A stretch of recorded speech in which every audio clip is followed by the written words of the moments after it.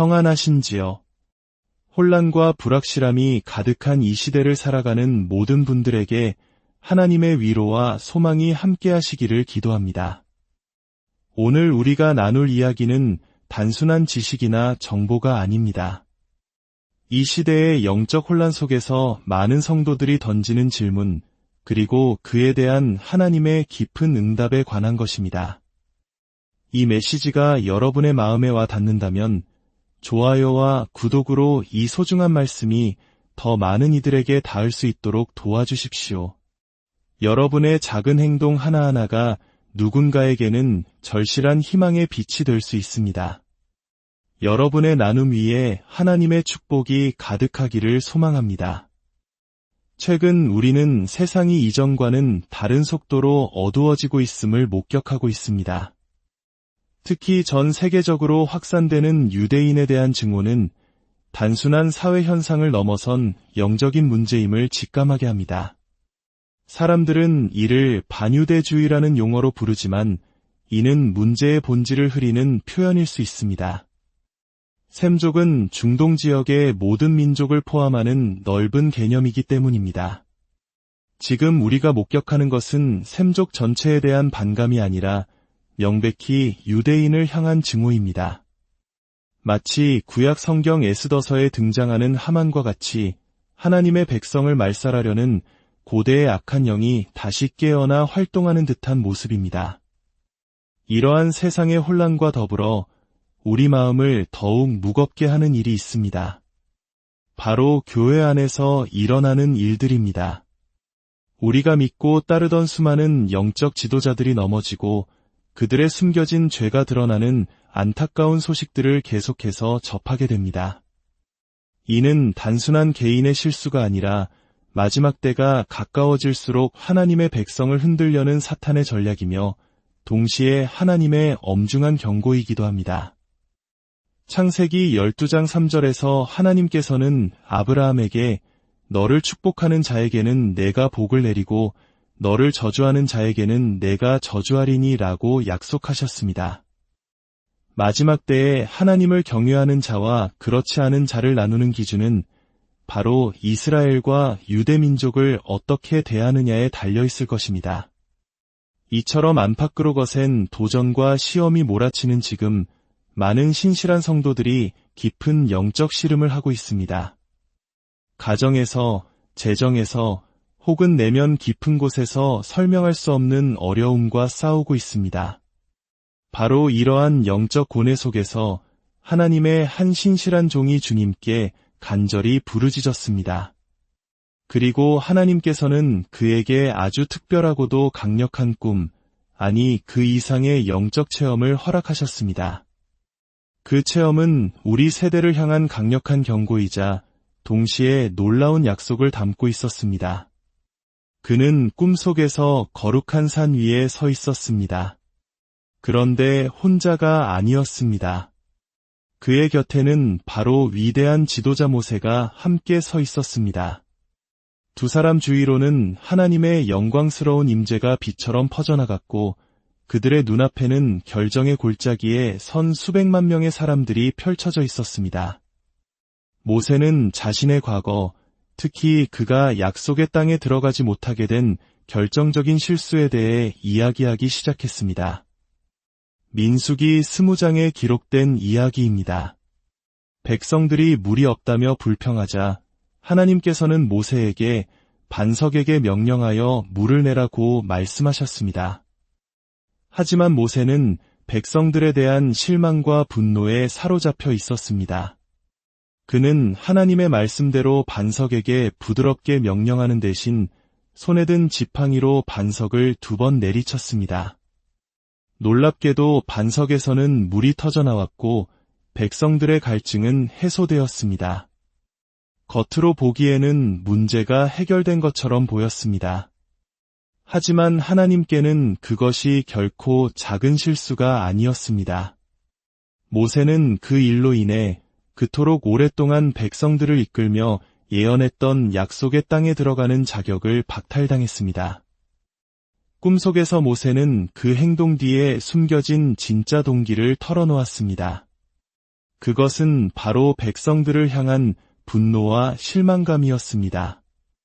그는 하나님의 선택받은 백성을 반역자라고 부르며 정죄했습니다. 하나님의 마음이 아닌 자신의 상한 감정으로 하나님의 백성을 대한 것입니다. 그 순간 꿈에서 깨어났지만 그는 여전히 모세와 대화하고 있었습니다. 그의 침실은 말로 표현할 수 없는 하나님의 임재, 주님을 향한 거룩한 두려움, 아니 경외심으로 가득 차 있었습니다. 이것은 단순한 꿈이 아니라 살아계신 하나님과의 실제적인 만남이었습니다. 그리고 이제는 그가 모세에게 말하기 시작했습니다. 당신의 이야기는 바로 우리 세대를 향한 경고입니다. 우리 역시 당신처럼 장차 임할 하나님의 위대한 영광과 기적, 놀라운 부흥을 보고 예언해왔습니다. 하지만 우리도 당신처럼 자격을 박탈당할 수 있습니다. 만약 우리가 하나님의 백성을 향해 분노의 마음을 품고 혀의 막대기를 휘두른다면, 만약 우리가 하나님과 그분의 일에 대해 너무나 익숙해진 나머지 거룩함을 잃어버린다면, 만약 우리가 마음속 깊은 곳의 실망감과 쓴뿌리를 해결하지 않는다면, 우리 역시 눈앞에 펼쳐질 역사상 가장 위대한 하나님의 부흥에 참여하지 못하고 밖에서 지켜봐야만 할 것입니다. 이 대화가 끝나자 모세는 사라지고 마치 변화산 위의 제자들처럼 그의 영혼에는 오직 예수 그리스도만이 남았습니다. 지금 교회 안에서 수많은 문제들이 드러나는 이유는 바로 이것입니다.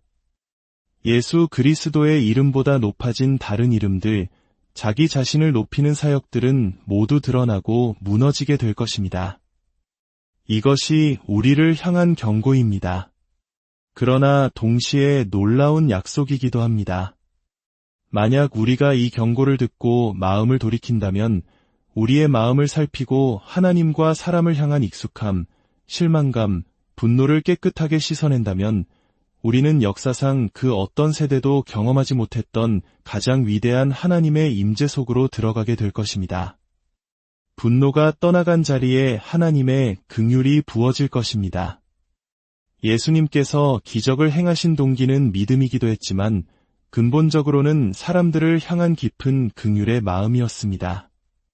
우리가 정결케 될 때 주님의 긍휼의 마음이 우리에게 부어질 것입니다. 그때 우리는 더 이상 표적과 기사를 쫓는 자들이 아니라 오직 구원자이신 예수 그리스도, 그분 한 분만을 따르는 자들이 될 것입니다. 그리고 표적과 기사는 우리를 따르게 될 것입니다. 이제 이 말씀을 듣는 모든 분들과 함께 회복을 위한 기도를 드리기 원합니다. 여러분의 마음을 다해 저를 따라 기도해 주십시오. 아버지 하나님, 예수 그리스도께서 나의 주님이심을 믿습니다. 다가올 위대한 부흥의 주인이심을 고백합니다. 저를 깨끗하게 하여 주옵소서. 저를 용서하여 주옵소서. 주의 보혈로 저를 씻어 주옵소서. 악한 자가 제게 쏘아 보낸 실망과 쓴 뿌리의 불화살들을 예수님의 이름으로 제거하여 주옵소서. 저는 오늘 다시 한번 주님 앞에 섭니다. 예수 그리스도를 위한 거룩한 용사로 다시 서기를 결단합니다. 하나님의 위대한 부흥을 위해 저 자신을 드립니다.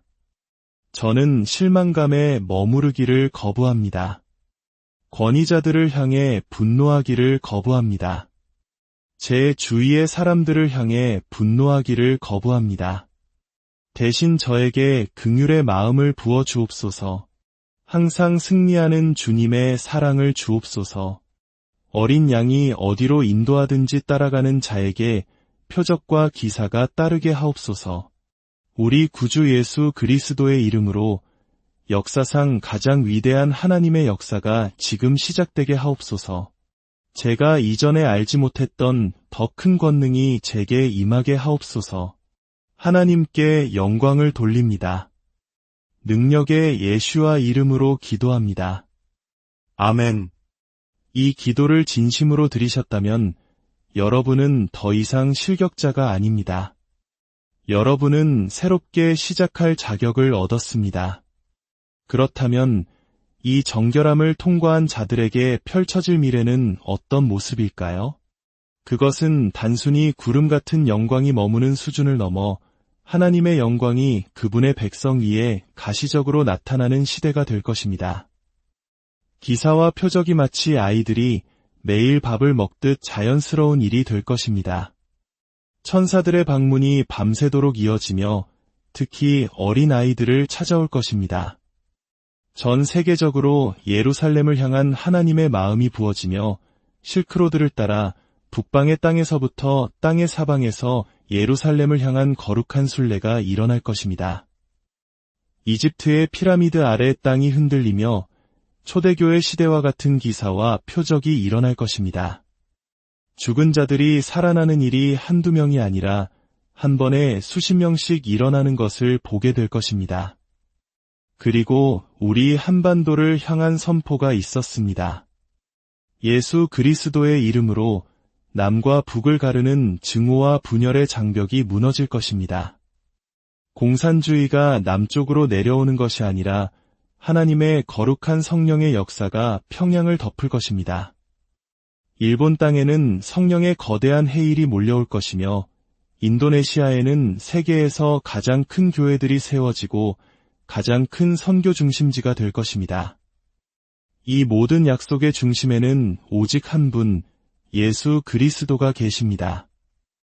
오늘 이 말씀을 통해 회개하고 진심으로 기도하신 모든 분들은 자격을 얻었습니다. 예수와의 이름으로 여러분은 다가올 위대한 하나님의 역사에 동참할 자격을 얻었습니다. 하나님의 크신 축복이 여러분과 여러분의 가정 위에 함께 하시기를 기도합니다.